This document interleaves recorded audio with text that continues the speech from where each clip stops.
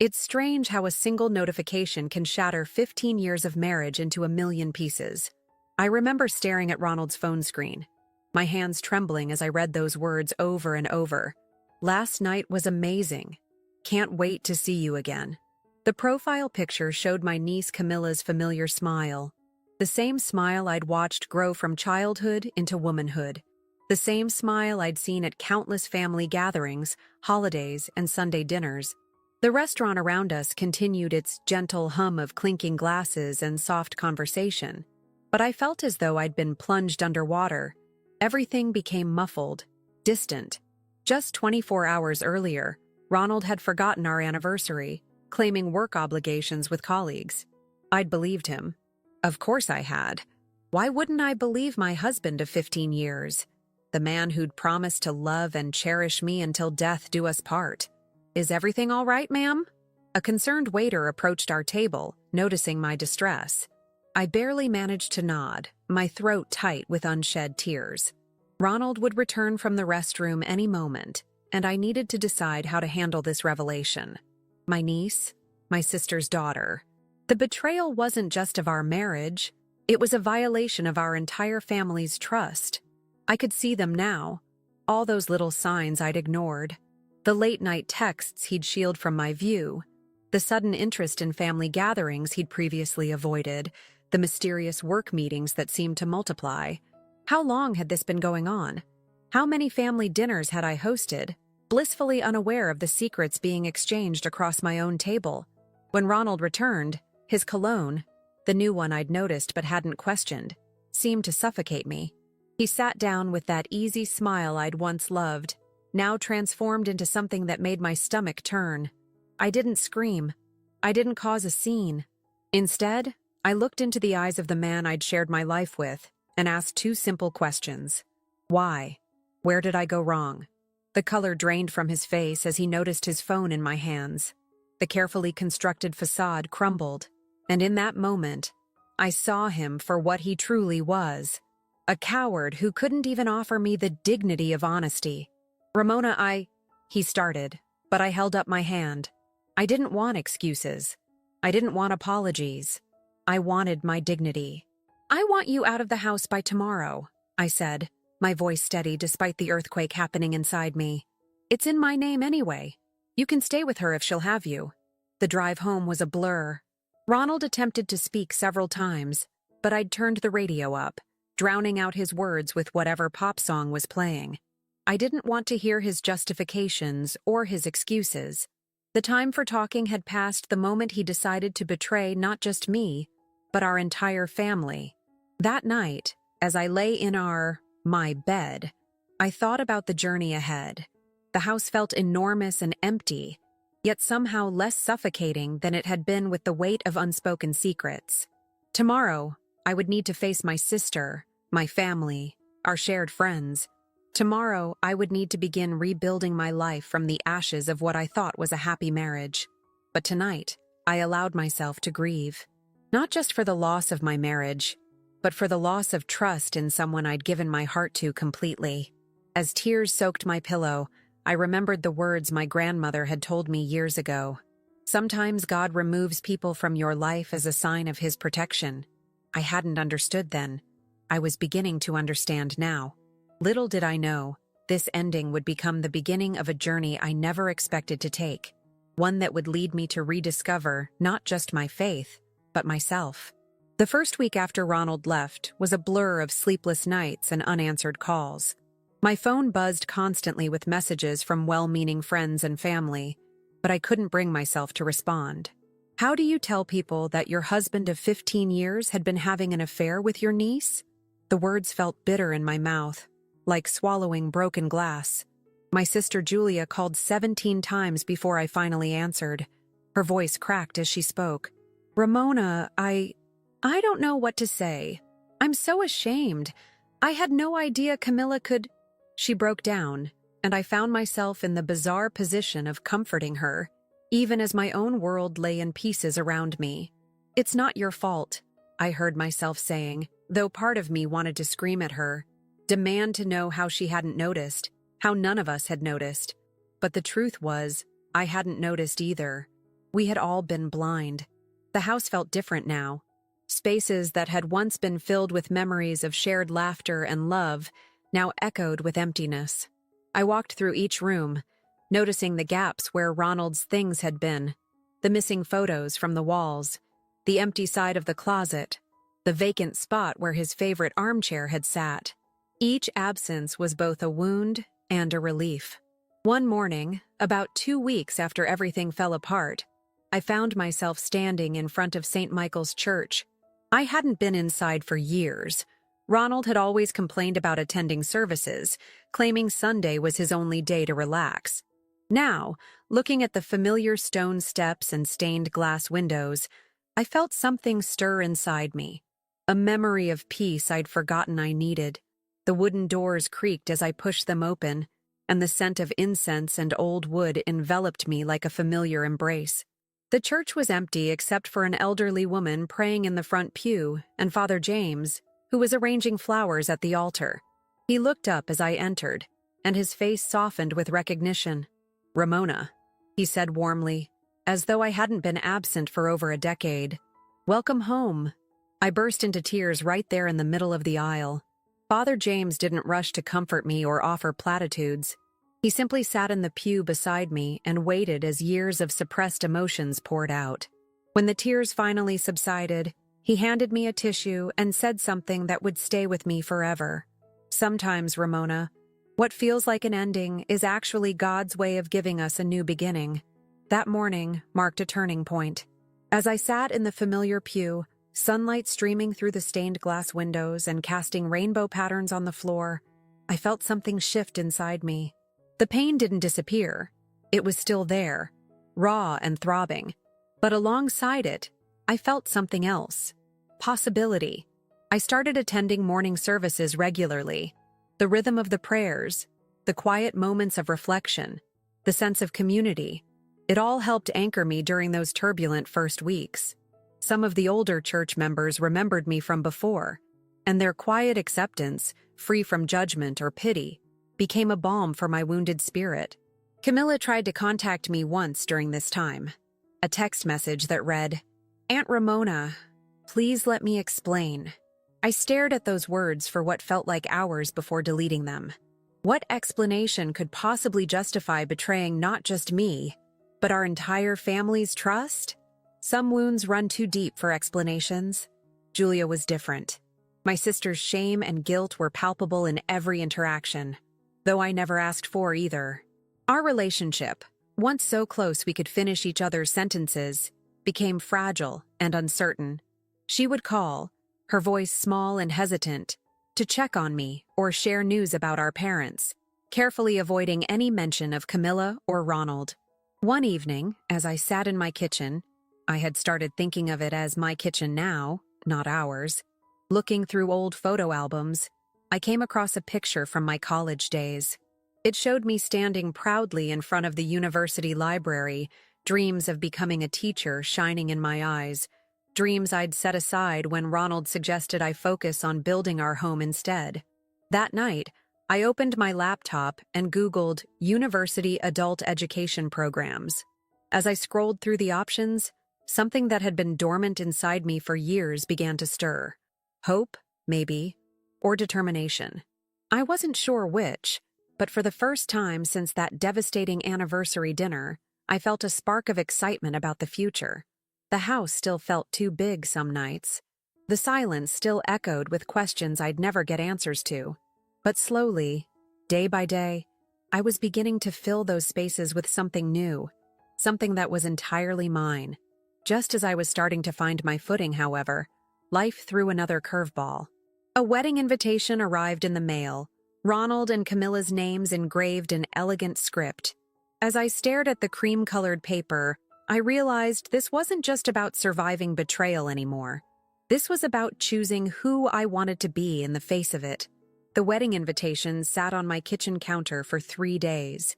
Every morning I'd stare at it while sipping my coffee, its presence a constant reminder of everything I'd lost, and everything I was fighting to regain. On the 4th day, I picked it up and did something that surprised even me. I wrote "Congratulations" on a simple note card, sealed it in an envelope, and mailed it back with my regrets. It wasn't forgiveness. I wasn't ready for that yet. But it was my way of saying I wouldn't let their choices define my story anymore. That same afternoon, I submitted my application to the local university's education program. At 40, I would be significantly older than most of my classmates, but for the first time in years, I felt young again, alive with possibility. The university campus buzzed with an energy I'd forgotten existed. Walking through the registration office, I felt both terrified and exhilarated. The young woman behind the desk, probably no older than Camila, smiled warmly as she processed my paperwork. "We have quite a few mature students in our program," she said, as if reading my mind. "Some of our best students, actually. They know exactly what they want." Did I know what I wanted? The question haunted me as I walked back to my car. For so long, my wants had been tangled up with Ronald's. His career, his preferences, his dreams. Now, standing alone in the autumn sunshine, I realized I had the freedom to discover my own answers. My first class was educational psychology. I arrived early, choosing a seat near the back where I could observe everything. As other students filtered in, I felt my anxiety rising. What was I thinking? I was old enough to be their mother. But then something unexpected happened. A woman about my age sat down beside me. "First day jitters?" she asked with a knowing smile. "I'm Felicity, former real estate agent, current nervous wreck." Just like that, I found my first real friend since the divorce. Felicity had left a successful career to pursue her dream of teaching special education. Over coffee after class, we shared our stories. Her divorce had been amicable, but the aftermath had left her questioning everything she thought she knew about herself. "It's like being handed a blank canvas," she said, stirring her latte. "Terrifying, but also kind of amazing, right?" She was right. Each day brought new challenges, but also new discoveries. I found I had a natural aptitude for developmental psychology, and my life experience gave me insights my younger classmates hadn't yet acquired. For the first time in years, I felt truly engaged with life, not just going through the motions. The transformation wasn't just academic. I started taking better care of myself, joined a yoga class, began eating healthier, even got a new haircut. Small changes, but each one felt like reclaiming a piece of myself I'd lost somewhere along the way. Julia noticed the change in me during one of our now regular Sunday phone calls. "You sound different," she said. "Stronger." "I am stronger," I replied, and I meant it. We still hadn't directly addressed the elephant in the room, Camilla's upcoming wedding, but our conversations had become more genuine, less weighted with unspoken guilt and resentment.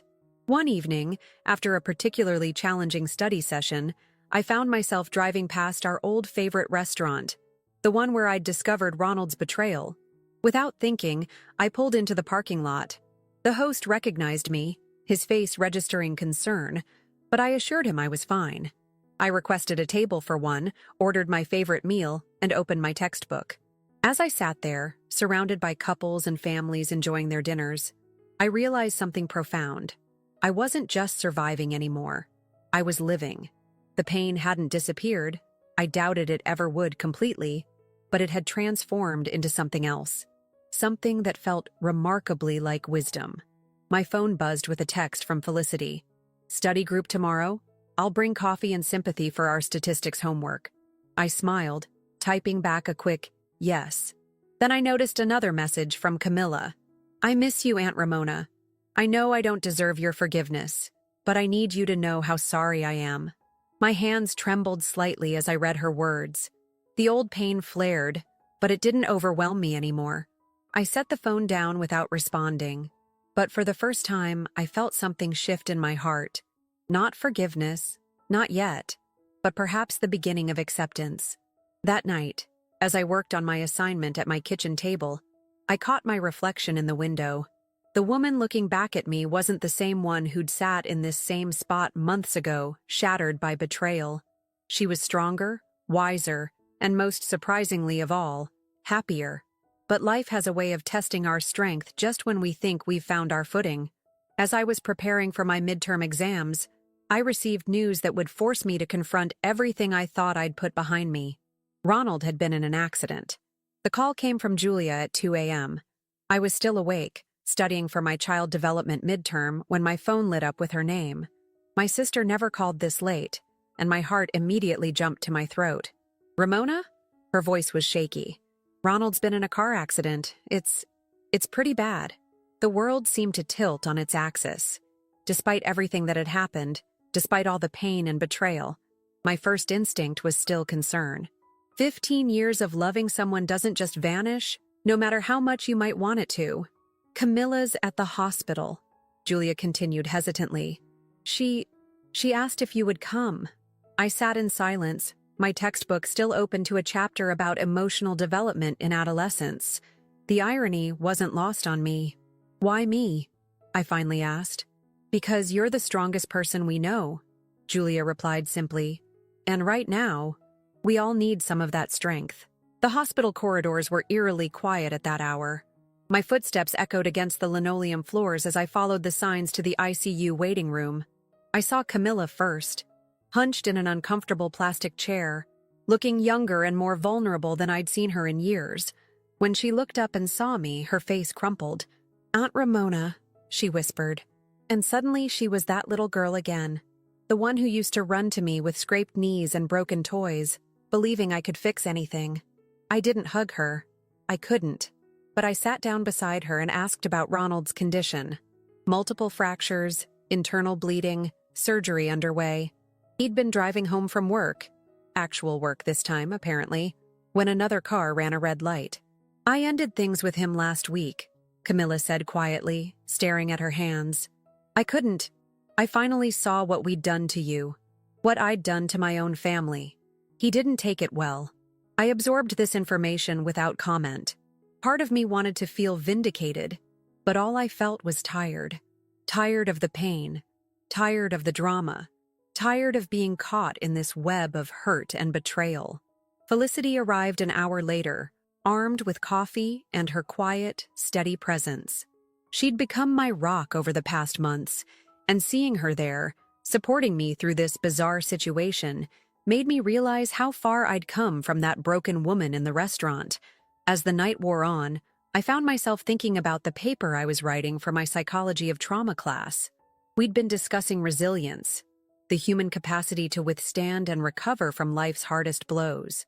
My professor had said something that stuck with me. Resilience isn't about being unbreakable. It's about learning how to piece yourself back together, stronger at the broken places. Dawn was breaking when the surgeon finally appeared. Ronald would live, though recovery would be long and difficult. The relief in the waiting room was palpable, but it was complicated by the weight of everything unspoken between us. Camilla turned to me, her eyes red-rimmed. "I don't expect you to forgive me," she said. "I don't even forgive myself. But thank you for being here. I understand now what true strength looks like." I looked at my niece, really looked at her, and saw not just the woman who had betrayed me, but also the girl she had been, the woman she was struggling to become. "We all make mistakes, Camilla," I said finally. "The important thing is what we learn from them." Later that morning, as I sat in my educational psychology class, exhausted but present, my professor was discussing cognitive restructuring, the process of learning to think about difficult experiences in new ways. I thought about how my own mind had shifted over these past months, how pain had gradually transformed into purpose. I pulled out my phone and sent a text to Camilla. "If you want to talk, really talk. I'm ready to listen." It wasn't forgiveness, not exactly, but it was a step toward something else, something that felt like growth, like healing, like the person I was becoming rather than the person I'd been. That evening, as I worked on my assignments at my favorite coffee shop, an elderly woman at the next table caught my eye. "You look like someone who's been through something," she said with gentle knowing. I smiled, thinking about how to respond. "I'm going through something," I corrected her. "And I'm learning that's exactly where I need to be." But even as I spoke those words, I had no idea that the biggest challenge, and the most unexpected turn in my journey, was still to come. Ronald's accident had set in motion a chain of events that would force me to confront not just my past, but my future in ways I never could have anticipated. Meeting Camilla at the small cafe near campus felt surreal. I'd chosen this place deliberately. Neutral territory, public enough to feel safe, but quiet enough for the conversation we needed to have. I arrived early, settling into a corner table with my psychology textbook as armor.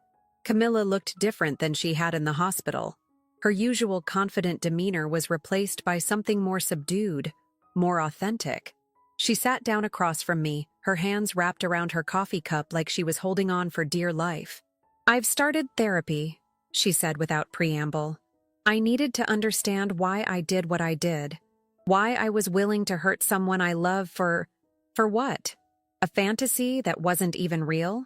I took a sip of my tea, letting her words settle between us. The anger that had once burned so hot had transformed into something else. Not quite forgiveness, but perhaps understanding. "Tell me," I said simply. What followed was a conversation that stretched for hours. Camilla spoke about her own insecurities, her pattern of seeking validation in destructive ways, her fear of never being enough. I found myself sharing too, about the years I'd spent dimming my own light to make Ronald comfortable, about the dreams I'd set aside, about the strength I'd discovered in starting over. "I always looked up to you," Camilla admitted, tears sliding down her cheeks. "You were everything I wanted to be. Successful, confident, loved. I think part of me wanted to prove I could take that away. How sick is that?" "We all have darkness in us," I replied, thinking about my recent psychology readings on human behavior. The question is what we do once we recognize it. As we talked, I realized something profound. This conversation wasn't just about healing our relationship. It was about breaking cycles of hurt that had been passed down through generations of women in our family. The tendency to seek worth through others' validation, to compete rather than support, to sacrifice authenticity for acceptance. Later that week, during my study group with Felicity and our new friend Mila, I shared some of this insight. Mila, who was studying to become a counselor, nodded thoughtfully. "You're not just healing yourself," she said. "You're creating a new pattern for your whole family." The truth of her words hit home when Julia called that evening. She was crying, but they weren't tears of shame this time. "Camilla told me about your talk," she said. "Ramona, I've been so focused on feeling guilty that I haven't been there for you the way a sister should be. Can we start over?" I found myself smiling. "We never stopped being sisters, Julia. We just lost our way for a while." My professors often talked about transformative learning, how real education changes not just what we know, but who we are. I was living that transformation daily, not just in my classes, but in every aspect of my life. The following Sunday, I did something I hadn't done in months. I hosted a family dinner. Not everyone came. Some wounds still needed time to heal. But Julia was there, and Camilla, and even our parents, who had struggled to understand but never stopped loving us all. As I moved around my kitchen preparing the meal, I caught glimpses of my reflection in the window. The woman I saw there was neither the trusting wife I'd been, nor the broken victim I'd become after Ronald's betrayal. She was someone new, someone stronger, someone who understood that life's greatest tests often lead to its most important lessons. But life wasn't finished testing me yet. As we sat down to dinner, Camilla shared news that would shake our fragile new understanding. Ronald had woken up from his medically induced coma, and his first word had been my name. The old Ramona might have crumbled under the weight of this revelation. The new Ramona took a deep breath, passed the salad bowl to her mother, and said, "Let's focus on our dinner first. Tomorrow will take care of itself." That night, after everyone had left, I sat in my favorite reading chair, surrounded by textbooks and class notes. My phone buzzed with a message from the hospital. Ronald was asking to see me. As I stared at the screen, I realized this wasn't just another test. It was an opportunity to prove to myself just how far I'd come. But what happened next would challenge everything I thought I knew about forgiveness, strength, and the power of choosing your own path forward. The woman who walked into that hospital room the next day was about to face her greatest test yet. Not of survival, but of defining who she truly wanted to be. The hospital corridor seemed longer than I remembered. Each step toward Ronald's room felt weighted with the past we shared, and the future I'd begun to build without him. Felicity had offered to come with me, but this was something I needed to do alone. I paused outside his door, my hand resting on the handle. Through the small window I could see him, thinner, paler, but undeniably Ronald. The man I'd loved for 15 years. The man who'd betrayed me in the most painful way possible. The man who'd inadvertently set me free. "You can do this," I whispered to myself, drawing strength from the person I'd become over these past months. He turned his head as I entered, his eyes widening with recognition. "Ramona," he said, his voice hoarse. "You came." I sat in the visitor's chair, maintaining a careful distance. The beeping of monitors filled the silence between us. Ronald looked vulnerable in the hospital bed, wrapped in bandages and connected to various machines. It would have been easy to let that vulnerability soften my resolve, but I remained centered in my truth. "Why did you ask for me?" I asked quietly. He struggled to sit up straighter, wincing with the effort. "The accident, it made me think about everything. About who I am, what I've done. When I was lying there, trapped in that car, your face was all I could see. Not Camilla's. Yours." I felt an old, familiar ache in my chest, but it was different now. More like the phantom pain of a healed wound than the sharp agony of fresh betrayal. "Ronald," I said carefully, "whatever epiphany you had in that car, it doesn't change what happened." "I know," he replied, his voice breaking. "I know it doesn't. But Ramona, seeing you here, strong and beautiful as ever, I realize what I threw away. The life we had wasn't real," I interrupted gently. "I see that now. I was living in your shadow, making myself smaller to fit your needs. The woman you're looking at now? She wouldn't fit in that life anymore." He fell silent, really looking at me perhaps for the first time. I wondered if he could see the changes in me, not just the new haircut or the confident posture, but the fundamental shift in who I was. "I'm in school now," I continued, surprised by my desire to share this with him. "Studying to become a teacher. Remember when I talked about that dream, back when we first met?" A flash of recognition crossed his face. "You wanted to teach elementary school. I said we needed to focus on my career first. And I listened," I nodded. "But not anymore. I'm living my own life now, Ronald. Making my own choices." Tears welled in his eyes.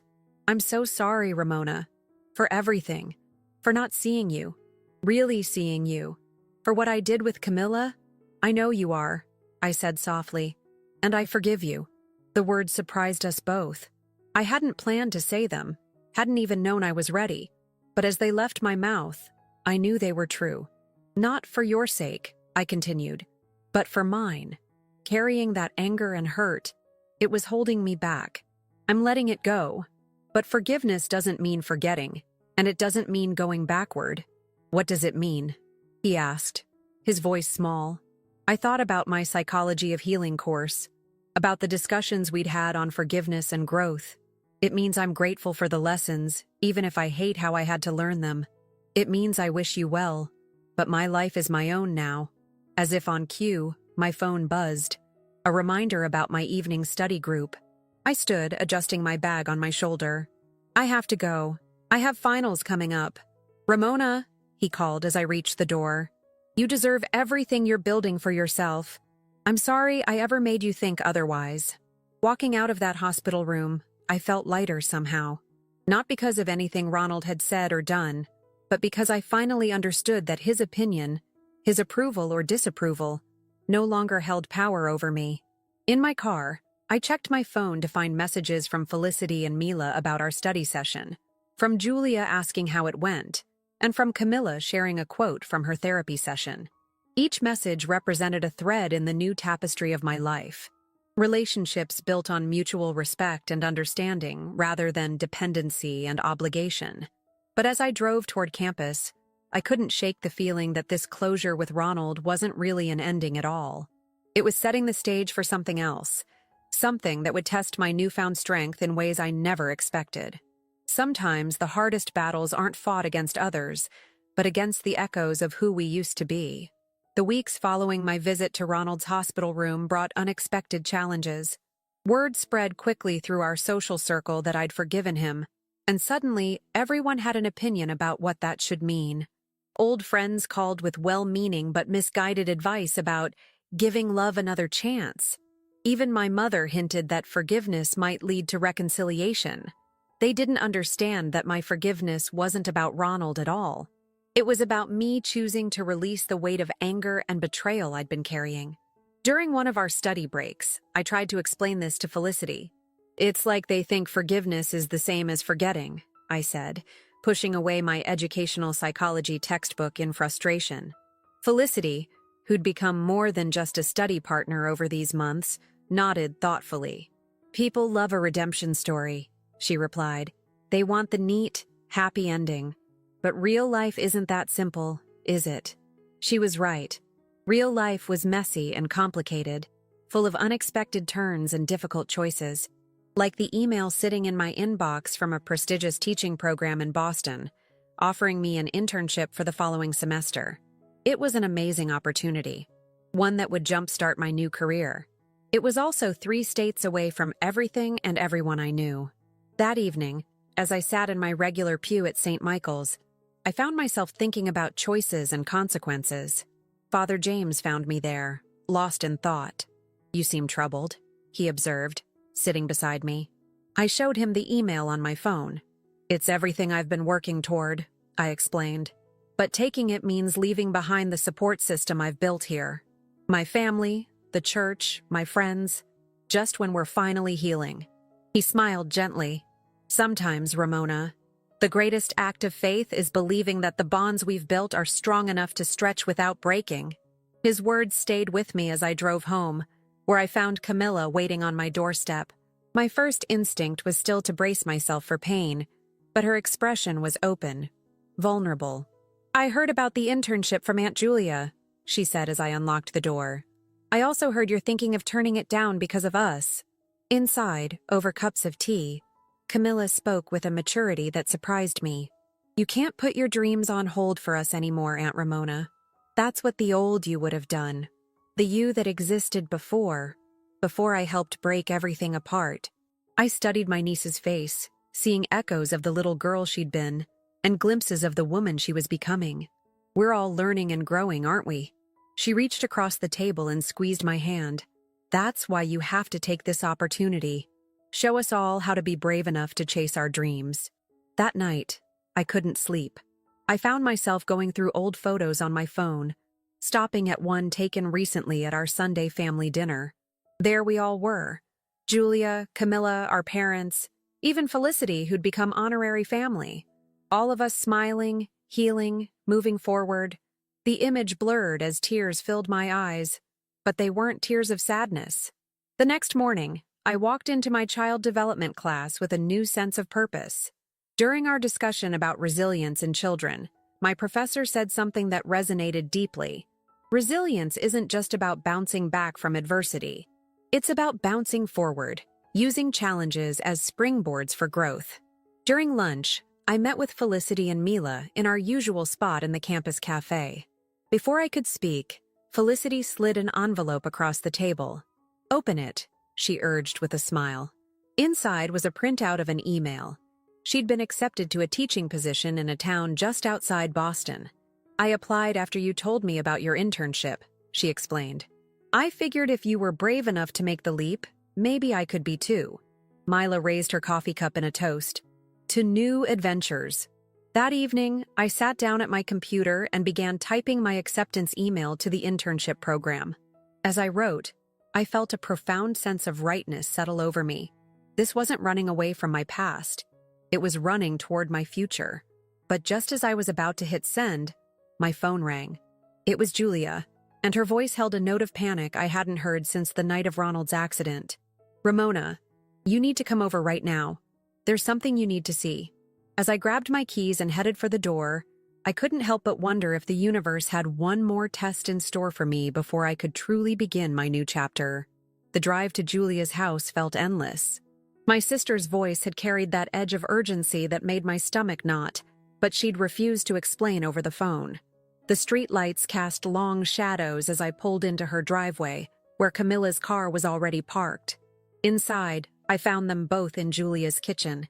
Camilla's eyes were red from crying, and Julia was pacing, her hands twisting together in that nervous habit she'd had since childhood. On the kitchen counter lay an open laptop. "You need to see this," Julia said, gesturing to the screen. What I read in the next few minutes shook me to my core. They were emails, dozens of them, that Camilla had discovered while sorting through Ronald's old correspondence for insurance purposes. Emails that revealed a truth none of us had known. Ronald hadn't just betrayed me with Camilla. He'd been manipulating both of us, playing a calculated game of emotional chess with our lives. "He told me you were planning to leave him," Camilla whispered, her voice breaking. "That you'd found someone else, that you didn't love him anymore. He made me think I was helping him through his pain." I sat heavily in one of Julia's kitchen chairs, my mind spinning. The email showed a pattern of manipulation stretching back months before the affair began. Ronald had been methodically creating rifts between Camilla and me, between me and my family, all while presenting himself as the victim of circumstances. "There's more," Julia said quietly, scrolling through the messages. "He did this before, in his previous job, with his former boss's daughter. That's why he left that position so suddenly." The revelation should have devastated me. A few months ago, it would have. But as I sat there watching my sister and niece grapple with this new pain, I felt something unexpected. Relief. "Don't you see?" I said, my voice stronger than I expected. "This proves what I've been learning all along. This was never about us not being enough. This was about his own broken parts, his need for control and validation." Camilla looked up, tears streaming down her face. "How can you be so strong? I feel like I'm falling apart all over again." I moved to sit beside her, taking her hand. "Because I'm not the same person he hurt. That Ramona, the one who defined herself by his love, who thought she needed his approval to be whole. She doesn't exist anymore. And you know what? I'm grateful for that." Julia stopped pacing, staring at me. "Grateful?" "Yes," I said firmly. "Every step of this journey, painful as it's been, has led me to myself, to my strength, to my dreams, to understanding what I really want from life." I pulled out my phone and opened my email. Right there, in Julia's kitchen, with my sister and niece watching, I sent my acceptance to the Boston internship program. The moment I hit send, I felt lighter, freer. "I won't let his actions define my future anymore," I explained. "And neither should you, Camilla. We're more than what he did to us." That night, the three of us talked for hours. Really talked, with a honesty we'd never managed before. Camilla shared her guilt and shame, but also her determination to learn from this experience. Julia spoke about her own failed marriage, and how watching my journey had inspired her to make changes in her life. As midnight approached, my phone buzzed with a text from Felicity. "Did you send it? Are we Boston bound?" Looking at my sister and niece, I realized that moving forward didn't mean leaving everything behind. Some bonds grow stronger with distance, refined by the space to become who we're meant to be. "I have something to tell you both," I said, putting my phone down. "About Boston, about my plans, about everything." But before I could continue, Camilla's phone rang. It was the hospital. Ronald had taken a turn for the worse. The next few hours would test everything I thought I knew about forgiveness, strength, and the price of freedom. Sometimes the hardest battles aren't fought against others, but against the whispers of who we used to be, trying to pull us back into old patterns. As we rushed to the hospital, I couldn't help but wonder, was this one final test, or the beginning of an entirely new chapter? The hospital corridors felt different this time.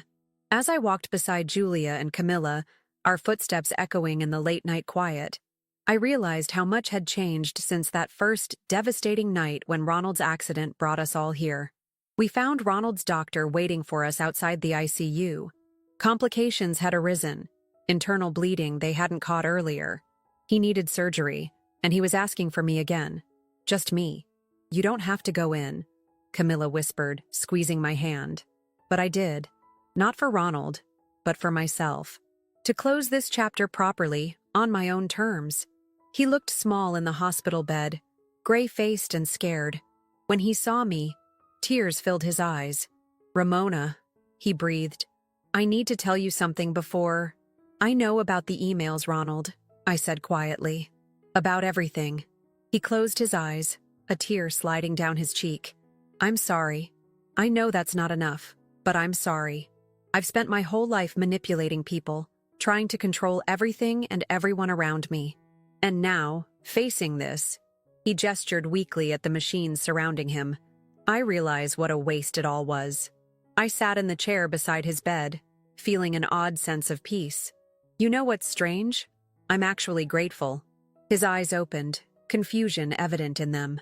"Not for the pain you caused," I continued, "but for what it taught me. About myself, about strength, about what I'm capable of.